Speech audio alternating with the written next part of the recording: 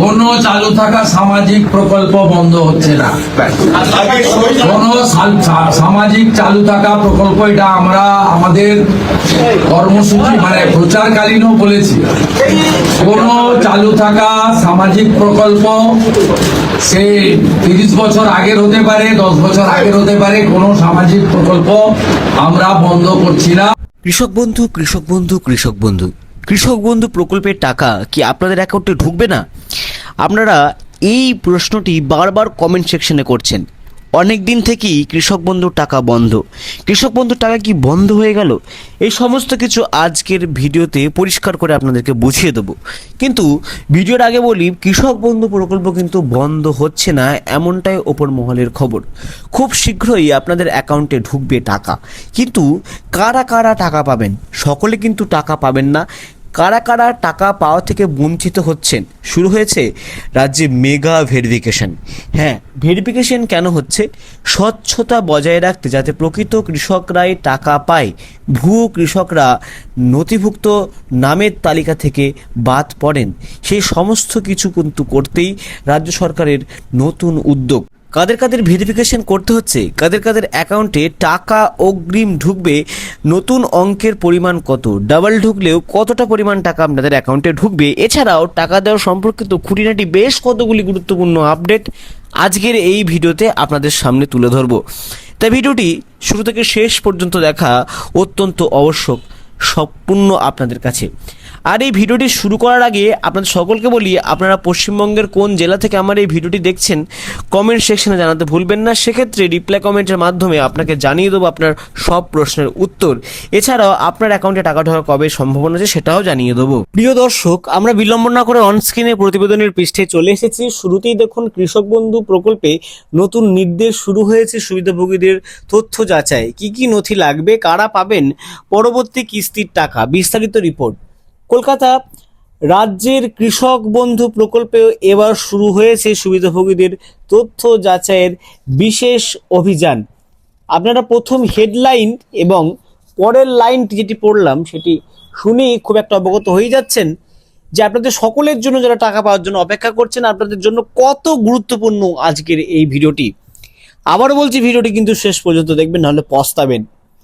কৃষি দপ্তর ও জেলা প্রশাসনের উদ্যোগে বিভিন্ন ব্লক এবং পঞ্চায়েত এলাকায় প্রকল্পের উপভোক্তাদের তথ্য পুনরায় মিলিয়ে দেখা হচ্ছে। প্রশাসনিক সূত্রের দাবি, প্রকল্পের স্বচ্ছতা বজায় রাখতে এবং প্রকৃত কৃষকদের কাছে সরকারি আর্থিক সহায়তা পৌঁছে দিতেই এই পদক্ষেপ নেওয়া হয়েছে। এর ফলে যেসব আবেদনকারীর নথিতে অসঙ্গতি রয়েছে তাদের তথ্য সংশোধনের সুযোগও দেওয়া হচ্ছে। সূত্রের খবর, গত বছরে জমা পড়া আবেদনগুলির মধ্যে একাধিক ক্ষেত্রে তথ্যগত সমস্যা ধরা পড়েছে। কোথাও জমির মালিকের নামের সঙ্গে আবেদনকারীর তথ্য মেলেনি, কোথাও আবার আধার নাম্বার, ব্যাংক অ্যাকাউন্ট বা জমির রেকর্ডে অসঙ্গতি পাওয়া গেছে। এছাড়াও মৃত ব্যক্তির নামে সুবিধা পাওয়ায় এক আবেদনকারীর ভিত্তিতে একাধিক আবেদন এবং ভুল তথ্য দিলে আবেদন করার অভিযোগও সামনে এসেছে। এই কারণেই রাজ্য জুড়ে নতুন করে ভেরিফিকেশন প্রক্রিয়া শুরু করা হয়েছে। প্রশাসনের পক্ষ থেকে জানানো হয়েছে, যাদের কাছে ভেরিফিকেশনের জন্য নোটিশ পৌঁছেছে তাদের নির্দিষ্ট সময়ের মধ্যে প্রয়োজনীয় নথি নিয়ে সংশ্লিষ্ট কৃষি দপ্তর, ব্লক কৃষি অফিস অথবা পঞ্চায়েত অফিসে উপস্থিত হতে হবে। সেখানে জমির কাগজপত্র, আধার কার্ড, ভোটার পরিচয়পত্র, ব্যাংক পাসবুক এবং অন্যান্য প্রয়োজনীয় নথি যাচাই করা হবে। তবে এখনো পর্যন্ত সব কৃষককে নতুন করে আবেদন করার নির্দেশ কিন্তু জারি করা হয়নি। এদিকে ভেরিফিকেশন চলাকালীন বিশেষ গুরুত্ব দেওয়া হচ্ছে আধার, ব্যাংক সংযোগ, ডিবিটি পরিষেবা এবং কেওয়াইসি সম্পূর্ণ হয়েছে কিনা সে বিষয়েও।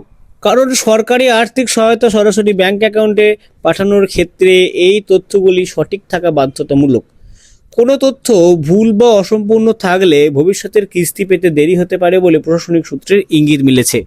বিভিন্ন মহলে আলোচনা চলছে ভেরিফিকেশন শেষ হওয়ার পরই কৃষক বন্ধু প্রকল্পের নতুন কিস্তির টাকা ছাড়ার প্রক্রিয়া শুরু হতে পারে।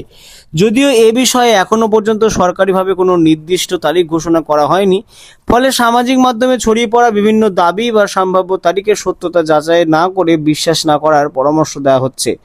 প্রশাসনিক মহলের মতে এই বিশেষ যাচাই অভিযানের মূল উদ্দেশ্য হলো প্রকৃত ও যোগ্য কৃষকদের সঠিক তালিকা তৈরি করা এবং ভুয়ো বা অযোগ্য আবেদনকারীদের বাদ দেওয়া। তাই যাদের কাছে ভেরিফিকেশনের নির্দেশ এসেছে তাদের নির্ধারিত সময়ের মধ্যে সমস্ত নথিপত্র জমা দিয়ে তথ্য যাচাই সম্পূর্ণ করার পরামর্শ দেওয়া হয়েছে।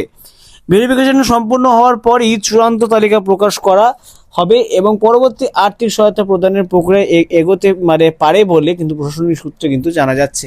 তো ইতিমধ্যে আপনারা যারা টাকা পাওয়ার জন্য অপেক্ষা করছেন, আপনাদের কাছে ভেরিফিকেশনের জন্য যদি কোনো নোটিশ না আসে তাহলে অপেক্ষা করুন, আর যদি আপনাদের কাছে কোনো নোটিশ না আসে তাহলে ভাববেন আপনাদের ভেরিফিকেশন করার কোনো প্রয়োজন নেই। আজকের ভিডিওটি এই পর্যন্ত। ভিডিওটি ভালো লাগলে অবশ্যই লাইক করুন, বেশি বেশি করে শেয়ার করুন, যাতে অন্য একজন ব্যক্তিকে বিভ্রান্তির শিকারে না পড়তে হয়। পরবর্তীতে সরকারি যে কোনো প্রকল্পের আপডেট, মূলত কৃষি সহায়তামূলক প্রকল্পের আপডেট আমার চ্যানেল থেকে সবার আগে আপলোড করা হবে। চ্যানেলটিকে অবশ্যই সাবস্ক্রাইব করে পাশে থাকা বেল নোটিফিকেশনকে অল করে রাখুন। ততদিন পর্যন্ত ভালো থাকুন, সুস্থ থাকুন, নমস্কার।